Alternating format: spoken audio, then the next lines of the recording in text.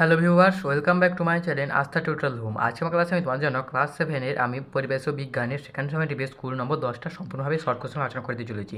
School number 10 Hindu school, যেটা হচ্ছে খুবই গুরুত্বপূর্ণ স্কুল, কারণ এই স্কুলের সমস্ত প্রশ্নগুলি গুরুত্বপূর্ণ। তাই তোমাদের এই স্কুলের সমস্ত প্রশ্নগুলো আজকে ক্লাস আলোচনা করে দেবো, বিশেষ করে সমস্ত শর্ট কোশ্চেনগুলো। কেন লং কোশ্চেন তোমাদের বইতে একদম হুবহু দেওয়া থাকবে, তাই লং কোশ্চেন না দিলেও চলবে, কিন্তু শর্ট কোশ্চেনও তোমাদের অবশ্যই দিতে হবে। তাই মানে তো নিয়ে এসেছি শর্ট কোশ্চেনগুলো। তাহলে চলো শুরু করছে শর্ট কোশ্চেনগুলো। শুরু করে বলবো, যারা এখনও পর্যন্ত আমার চ্যানেলকে সাবস্ক্রাইব রাখুন, তোমরা অবশ্যই আমাদের চ্যানেলকে সাবস্ক্রাইব করে পাঁচটা বেল বাটনে কল করে দেবে। চলো শুরু করা যাক। একের দাগ, সঠিক উত্তরটি নির্বাচন করো। প্রথম প্রশ্ন, একটি আলোকরশ্মি দর্পণের উপর x ডিগ্রি কোণে আপতিত হলে তা প্রতিফলন করে মান কত? প্রতিফলন কোণ নির্ণয় করার সূত্র হচ্ছে 90 ডিগ্রি মাইনাস আপতন কোণ। আপতন মানে কত? x মানে উত্তর হবে কত? 90 ডিগ্রি মাইনাস x ডিগ্রি।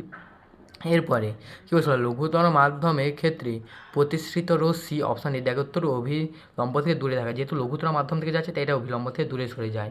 তৃতীয় প্রশ্ন, কোন বক্তব্যটির সঠিক নয়? এখানে সি দেখোত্তর আগে আবেশ ঘটে। কথাটা সম্পূর্ণভাবে মিথ্যা, কেননা সবার আগে আবেশ ঘটে, তারপরে ঘটে আকর্ষণ। আইভির দাগে একটি দণ্ডচুম্বকের জ্যামিতিক দৈর্ঘ্য এক্স, তার চৌম্বক দৈর্ঘ্য কত হবে? তার চৌম্বক দৈর্ঘ্য নির্ণয় করার সূত্র হচ্ছে 0.85 ইন্টু জ্যামিতিক দৈর্ঘ্য। জ্যামিতিক দৈর্ঘ্য যেহেতু এক্স দেওয়া ছিল না, তার মানে 0.85 ইন্টু এক্স। এরপর পঞ্চম প্রশ্ন, তড়িৎ প্রবাহের ফলে এটা হবে বিদ্যাগুত্তর চৌম্বক ক্ষেত্র সৃষ্টি হয়।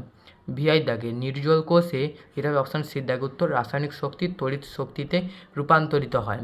এরপরে সপ্তম প্রশ্ন, জনসংখ্যার কোন বিষয়টি সরাসরি যুক্ত নয়?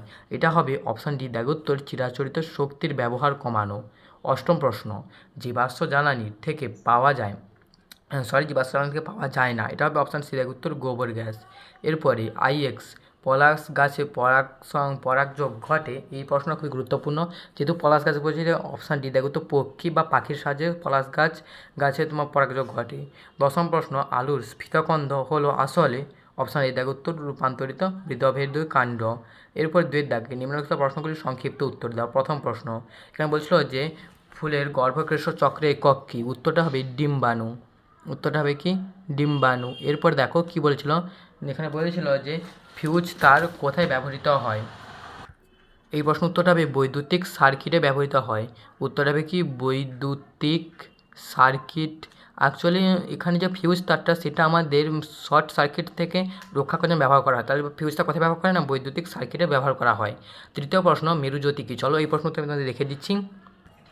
দেখো এখানে গোল করে যাচ্ছে, দেখো বায়ুমণ্ডলের সঙ্গে মহাজাগতিক রশ্মি হিসেবে ধেয়ে আসা উচ্চবেগ সম্পন্ন তড়িদায়িত কণার সংঘাতের ফলে উচ্চ অক্ষাংশ স্থানের আন্টার্কটিকা আকাশে যে উজ্জ্বল আলোর প্রভা বা ছটা দেখা যায়, তাকে বলা হয় মেরুজ্যোতি বা মেরুপ্রভা। উত্তর মেরু মহাদেশীয় অঞ্চলে অরোরা ও বোরিয়ালিস বা নর্থার্ন লাইট, এবং দক্ষিণ আমেরিকা বলা অরোরা অস্ট্রালিস বা সাউথার্ন লাইট নামে অভিহিত করা হয়েছে। এই লাস্টের যে অংশটা, সেটাও লিখতে হবে। এরপর দেখো কি বলেছিল, এখানে আইভির দাগে বলেছিল যে বর্ণালী প্রান্তিকী বর্ণদ্বয় কী কী? দেখো বর্ণালী প্রান্তিক বর্ণদ্বয়ের প্রথমে বর্ণ এবং শেষে বর্ণ কী কী, এটা হচ্ছে আমাদের সাজাতে হবে বেনিয়া সকলা হিসেবে। বেনিয়া স হ ক লাম। এখানে বে ফর বেগুনি, এটা হচ্ছে একটা প্রান্তিকী বর্ণ, আর একটা হচ্ছে যেটা লাস্টে থাকে সেটা হচ্ছে লাল। বেনিয়া সকলা মানে বেগুনি আর লাল। উত্তরটা হবে কি? বেগুনি ও লাল।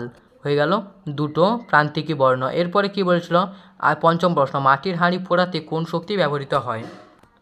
এক্ষেত্রে মাটির হাঁড়ি যেহেতু মানে এখানে তড়িৎ শক্তি থেকে তাপ শক্তি, যেহেতু পোড়ানো হচ্ছে তাই এখানে তাপ তো উৎপন্ন হবে, তাই তড়িৎ শক্তি থেকে তাপ শক্তি উৎপন্ন হয়। তড়িৎ শক্তি থেকে তাপ শক্তি উৎপন্ন হয়।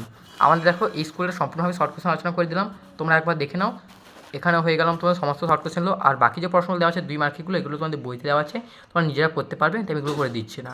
আজকে আমার ক্লাসটা এখানে শেষ হলো। দেখা হচ্ছে পরের কোনো ক্লাসে। তোমরা ভালো থাকবে, সুস্থ থাকবে। Tata, bye bye.